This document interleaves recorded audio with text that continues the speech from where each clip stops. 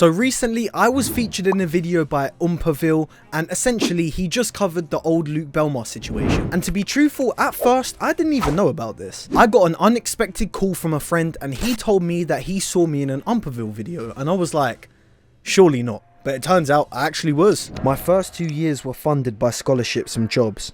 I used student loans for the rest. I eventually left due to high cost and did some online classes while working full time before dropping out. As we've already discussed, he went to 2 colleges. There's no denying that he dropped out, but he went to 2. Now, I did make a video on Luke Belmar around 6 or 7 months ago, but simply to quickly wrap it up, he essentially lied about his whole come up story and how he got all of his wealth. He basically lied about his whole life and also discredit teachers for the job that they have. Luke Belmar claimed that he got rich through doing dropshipping and crypto.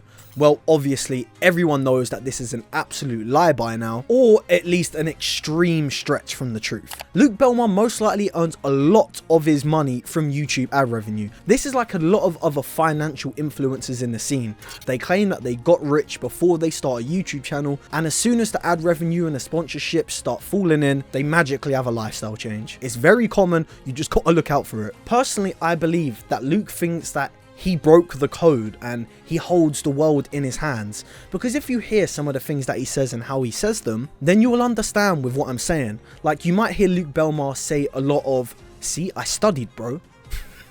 Somebody saying that might think that they're intellectual, when in reality they just sound like an absolute idiot. I'm sorry, I'm not trying to be offensive, but you just are. Every interview that I've seen of him, or every video, he always talks about his drop shipping and how he moved into the crypto space and then he went clear, he got this amount of money from it, he made millions, and because he studied again. However, the real breadwinner in this situation is when he launched his Capital Club course. Now, I'm not going to sit here and explain what exactly it is. You can go ahead and watch my other video where I completely open up Luke Belmar's past. But to simply break it down, it's another financial guru course. They sell you absolutely nothing, you get no value for an outrageous price. That is where majority of his money will come from nowadays. It is the people that genuinely believe Luke Belmar is going to change their life. Now, I'm not saying that he probably hasn't changed maybe 10 lives, 15 lives. People might have got rich from his course, but that's like me saying somebody got rich through watching my YouTube videos, but you didn't have to pay for it. There are probably people in his course that might come out and say, yeah, I made money from his course, it's real. Well, guess what? You're probably one of the select few. I can tell you that for a fact. This is what these gurus do, and I want you to understand this fully. I say this time and time again. You are the money. The way that they make all of their big money is when they sell these courses. So you have to think of it like this. They end up building up an audience, whether it's 1 million subscribers, even 500,000 subs. They drop that course. All they need is like 2,000 to 5,000 people, sell the course for $20 a month, and these guys are raking it in consistently. Some people even charge outrageous one-time fees like $1,000, and I've seen like crazy ones like $10,000 before. Anyway, I'm gonna react to the oompaville video, and together we're gonna see the person that Luke Belmar truly is. These things are especially contradictory to the story that Luke Belmar is trying to sell. That's the point, right? Do you think university is a scam? Absolutely. Because it's a business.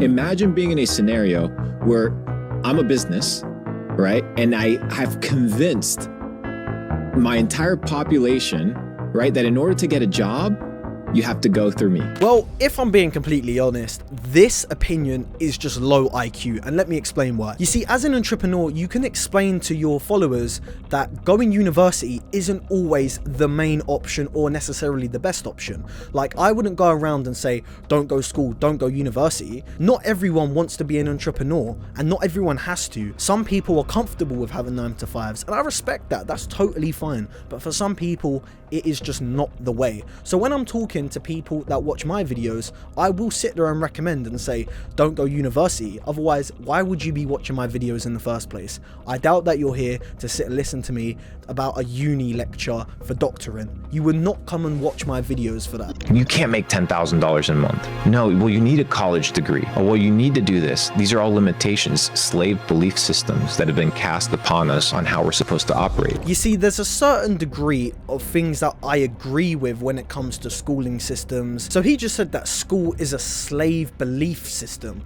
I have no idea what the hell he means by that, because that just sounds stupid. Luke, you might get jumped one day and you might need a doctor to come and save you. What are you gonna do when a doctor pulls up?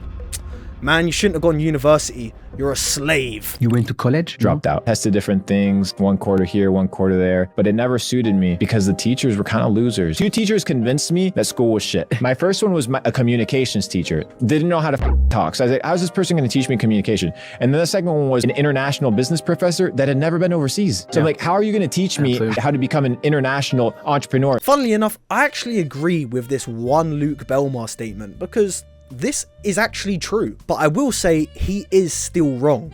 I mean, I understand his point to do with international business. That's quite niche though. Like, I get it. Your teacher hasn't been abroad and your communications teacher can't communicate because they can't speak properly or whatever. I do get that. But I would argue, what about somebody that wants to be a mathematician? Like, they have to learn off a mathematician. He then claims to have transitioned into cryptocurrency investments. That's kind of what his thing is now, and he's had substantial profits from Bitcoin, which makes sense. If you've invested in Bitcoin at literally any point ever in your life, you've made a lot of money. It seems to have been an excellent investment up until this point. So we did $16 million, dropped all the profits into crypto in 2020. You took a risk on yourself. It worked, bro, because life is all about calculated risk. Right. There is a factor of luck in everything that you do, but you can position yourself to get lucky or to increase your odds of success. So I was like, let me, instead of making more money in dropshipping or more money in e-commerce, multiply what I already have and increase the time that I spend enjoying the things of life and less time working trying to figure out how am I gonna make it. Now, the thing is with Luke Belmar, with all the motivational stuff, I can't hate. I'm not somebody that's biased. I'm not like that. I don't sit there just because I'm making a video on him and it's not necessarily a good one, doesn't mean that I'm gonna all out hate him. No, I genuinely think some of the things Luke Belmar says are good, but that's like Andrew Tate and other people like that. They do say really good stuff sometimes. But you can just tell with Luke Belmar that he's learned off people like Tate on how to speak and how your mannerisms should be. He's very calculated, but he moves over calculated that you can see it. Put it this way, if you met Luke Belmar in real life and you pretended like you didn't know him, you're just a regular dude, and you had a conversation with him, I guarantee he would not be the same person he is on camera. Yes, that is like a lot of people, but finance people, you gotta remember, if you're buying courses from them, you want these people to be the most genuine people you could ever imagine. Like, if somebody comes up to me on the street, I'm talking to them how I talk to a camera. I talk pretty much how I am. I don't sit there and act. I don't do any of that. I don't know. I don't know personally if I'm nitpicking or I'm making sense here. I personally believe what I'm saying is true, but it's just whether everyone agrees with me or not. Now, Luke Belmar is getting called out for something completely different now.